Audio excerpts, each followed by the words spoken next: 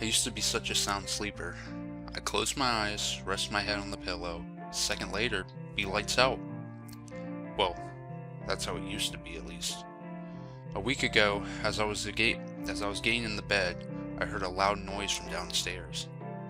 I went down to investigate, and I found that one of the living room windows was wide open, and the lamp next to it was lying on the floor shattered.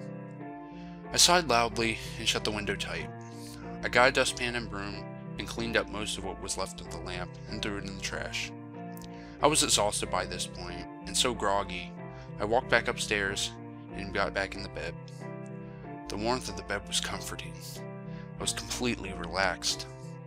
That's why I was so curious as to why I couldn't fall asleep. As I said before, I was a sound sleeper. I never had any trouble sleeping, especially when I wanted to sleep. So what was eating me in the back of my mind, keeping me awake?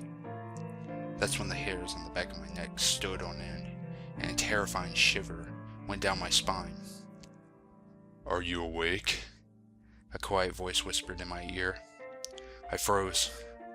Whatever was speaking to me was so close I could feel their warm breath on my ear.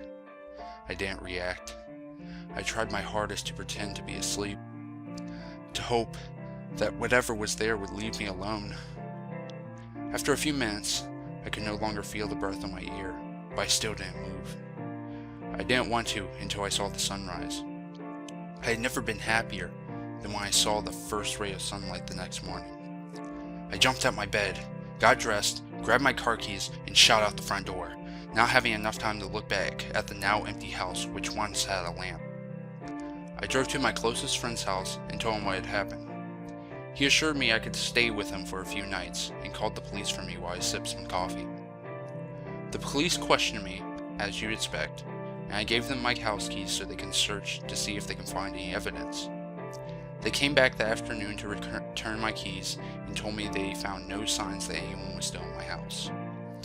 Unconvinced, or maybe just nerves, I stayed at my friend's house for the rest of the week, finally returning home on Sunday. My friend offered to stay with me, but I assured him that it wouldn't be a problem. I did cautionally check the house again though, just to be sure. Once I was finally confident, I crawled into bed and closed my eyes to drift off in what I hope was my first pleasant sleep of this week. Suddenly though, I felt a sharp pain in my side. I reached down to see what was wrong and found my hands covered in blood.